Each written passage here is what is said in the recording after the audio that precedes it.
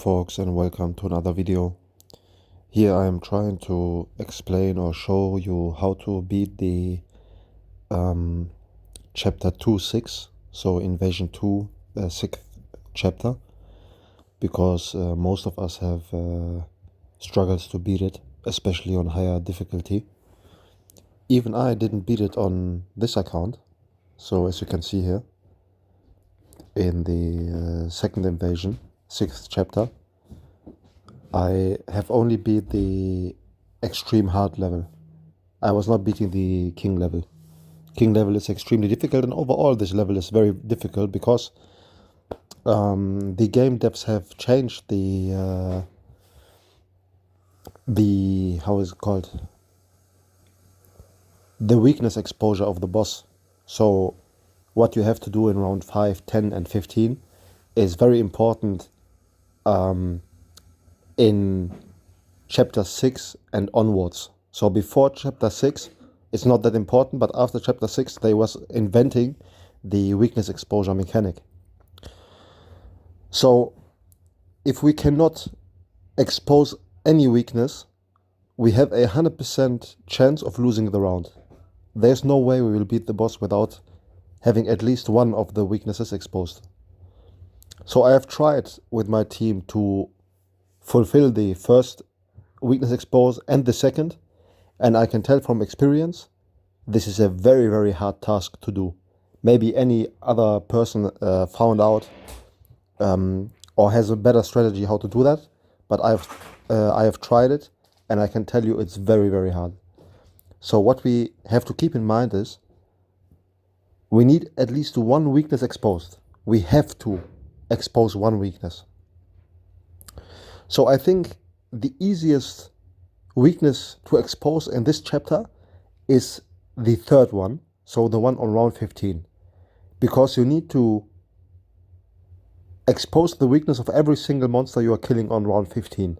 This is very easy with a Mara stack, because Mara with her first awakening ability, as you can see here, she is then exposing the weakness. I apologize, I have on this account, which is my lower account, most of you people already know it, I have this on German language here, but you can read it yourself. This will expose weakness.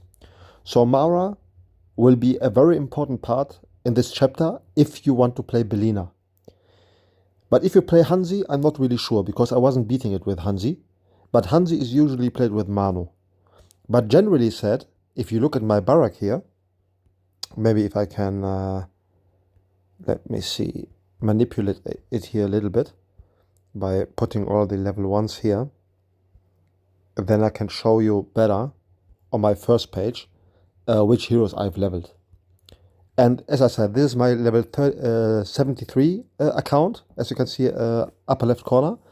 So you can see I have most of the heroes level 1. I only leveled the most important heroes to level 16. You don't need all of them, but most of them are very important. Kane I only did for Arena, you don't need him anywhere else, but most of the others will be used in Raid, in Invasion, and in some other areas as Rift and Arena, etc. So what is the most important ones if we talk Invasion? If we talk Invasion, you need Chang'e, because she will be anyways for free, as you definitely know from the tutorial rewards. You will need Chang'e to beat every single level in the first invasion on king level. This will be very easy. And also the early levels of Invasion 2, you will also beat with Chang'e. And Chang'e has the best synergy with Sejong. So the first pair of heroes you should be level to level 20 is Chang'e, because she's free, and Sejong, you will need her all game anyways. Then the second one is either Belina or Belina with Sejong, and they pair with Mara. Because if you look on Belina's awakening ability, the second one, she will have more MP regeneration if Belina is on the field. So we are using this awakening and we are playing Belina with her, and she can either use her second awakening for the Void Relic to feed it, which is a very strong strategy. But in this case, for 2/6, we are playing the first awakening on Mara. So, as I said, the first one is Chung-Ah because she is free, and Sejong. And the second team you should have is Belina, and then you're having already Sejong anyways, and then you are adding Mara. Okay? So now, the third one, which is very strong and important to have in the early account progression, is Hanzi. Hanzi is overall one of the strongest heroes in the game. And as I'm saying that, I should level her on 20 right here because I have some resources left. Because Hanzi, she will even be possibly played in raid. Yes, let me use this. So Hanzi will be able to be played in early raid.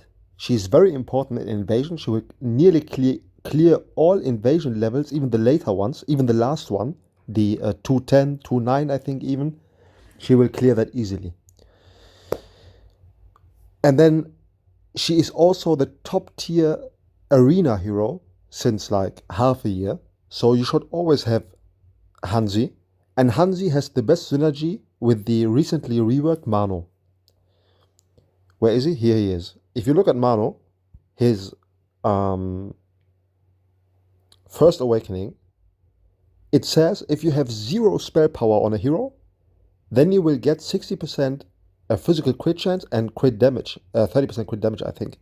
So the first awakening is very strong on Hanzi because she doesn't have spell power, and she is one of a few heroes who don't have spell power. We can check this here. If you look at her spell power, it's 0. But if you look at most other heroes, they have attack damage and spell power. Zaps through them, most of them have it. But Hanzi only has attack damage. She doesn't have spell power. And also Victoria, for example, only has attack damage.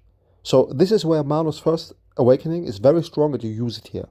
But there are also very few exceptions where the second awakening also is very, very strong because it will prohibit the enemy from one-shotting you. You literally cannot be one-shot if you have this awakening.